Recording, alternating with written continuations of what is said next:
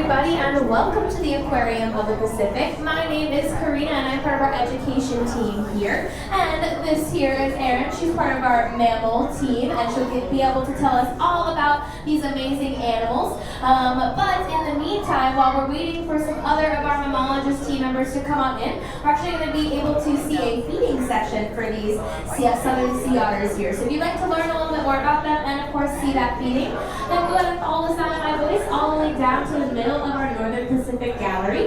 If you're hanging out over by our Northern Touch Pool, then I'll be popping up on your right-hand side. And if you're closer towards the exit by our spider crabs, I'll be popping up on your left-hand side. So come on down if you'd like to learn more. Now, before we start talking about these animals and their feeding and all that kind of stuff, let's talk a little bit about the habitat that they would be found in out there in their natural environment. Now, just by a show of hands, who here got a chance to touch over at that touch pool? Raise your hand if you touched over there. Anybody touch over there this morning? Yes? Okay, was the water cold or was it warm? Very cold. Very cold. Freezing. My hand goes numb when I'm over there, so I can't even do it anymore. It's so cold for me. But these animals, they're going to spend their entire lives in that really super cold water. And that means that they have to have ways in order to not only survive in that cold water, but to also thrive under such cold conditions.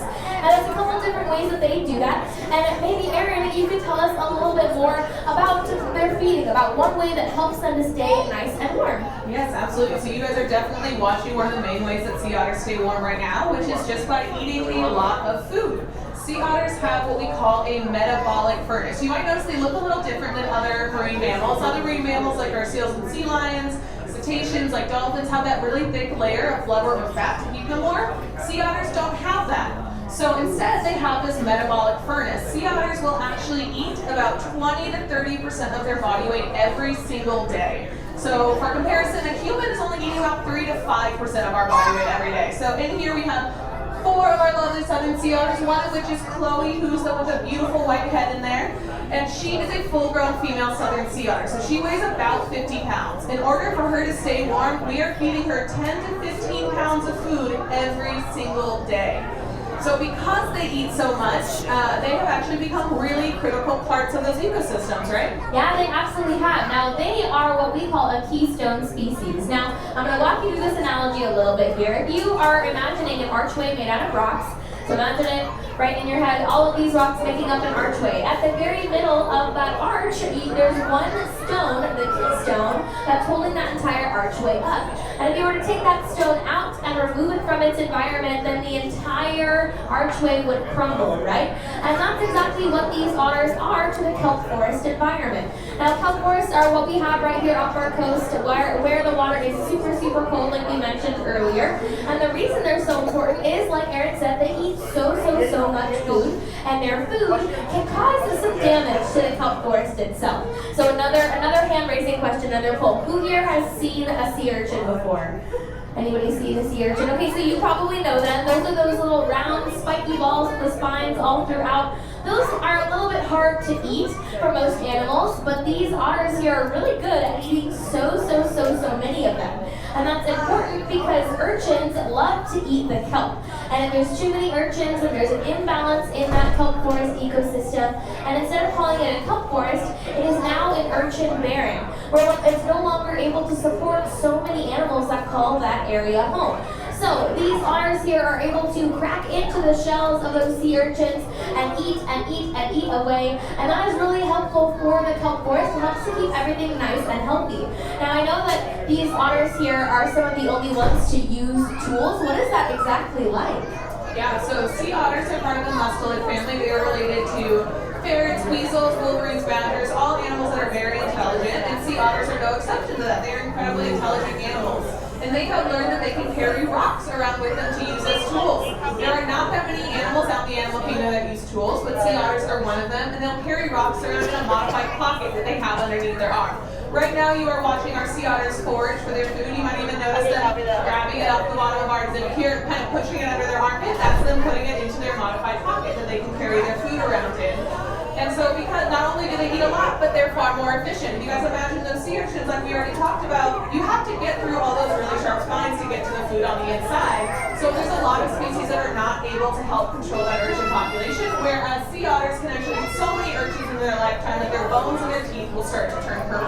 Yeah, exactly. That's one of my favorite facts about them. I think it sounds like one of those facts that's made up, but it's true. It's really true, and it's really awesome too. Now, we talked about them being a keystone species. One of the ways that we know for a fact that they are a keystone species is because we saw what happened to the kelp forest when these animals were removed. Now, back in the 1800s especially, there was something called the fur trade, and these animals were hunted almost to extinction for their fur. Now, there used to be these southern sea otters ranging anywhere from Baja California and Mexico, further up north in California, and all the way up the west coast of the United States.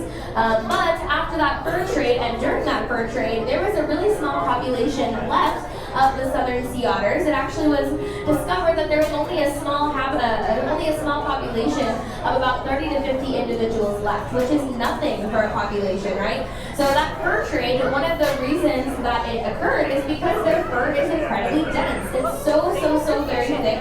It's actually the densest, the thickest fur of any animal on the entire planet. So maybe Aaron, you could tell us a little bit more, put that into perspective for us. Yeah, absolutely. So to give you an idea of just how dense their fur needs to be for it to be the densest, if you guys hold up a case symbol just like this, look at that small space between your finger and your thumb. That's about a square inch. Now on a square inch of one of our sea otters' bodies here, they can have up to 1 million hair follicles. That would be like taking 10 average human heads of hair and pushing it all down into that one little space. So this fur is actually so dense that their bodies are completely dry underneath all of it. Their skin stays completely dry. And it works incredibly well along with that metabolic furnace. You'll see after this feed, once they've gotten all of their snacks, they're going to start grooming that fur. They're pretty much spend all of their time sleeping, grooming, or eating. And you're going to see them rubbing their paws onto their fur, rubbing their nose down into their fur. What they're doing is they're introducing air between the layers of their fur. They then warm up with that metabolic furnace, and it kind of acts like a dry suit that a scuba diver might wear. But unfortunately, because that fur was so dense, they were incredibly popular during that fur trade. And like we already said, we did almost lose them and start to see those devastating effects on our kelp forests.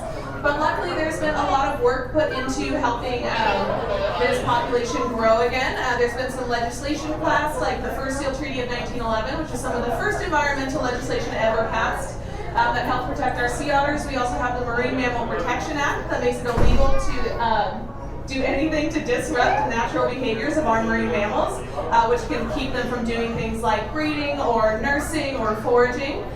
So this population has started to rebound, which is great. We've gone from that 30 to 40 individuals, which if you look around, there are more than 30 to 40 people in this room right now, so you can imagine just how small that population was.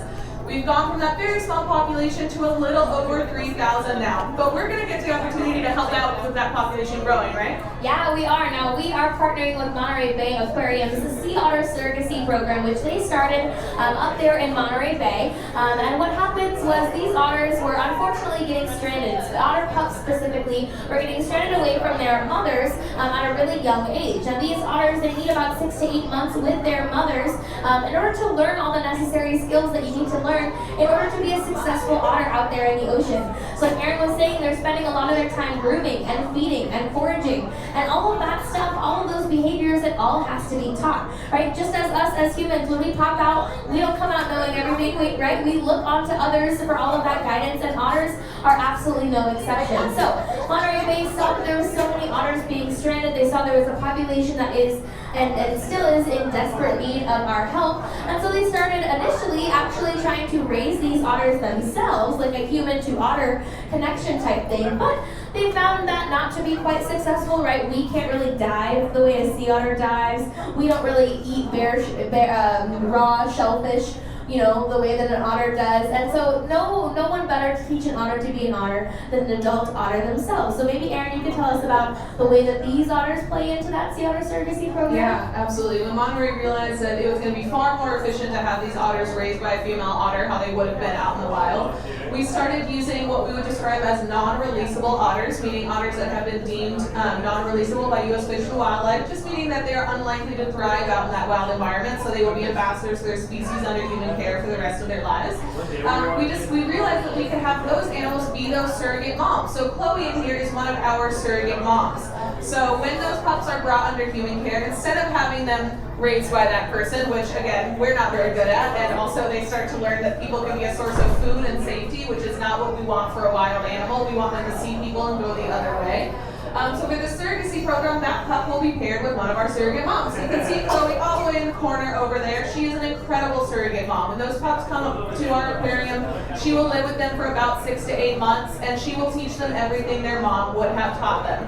This program does occur completely behind the scenes because, again, it is very important that we keep them separated from humans as much as we can. We even keep them separated from ourselves. We wear a full costume when we go to feed them. We have a full kind of welder's mask and a big black poncho, so we look a lot more like a weird Darth Vader than a normal person.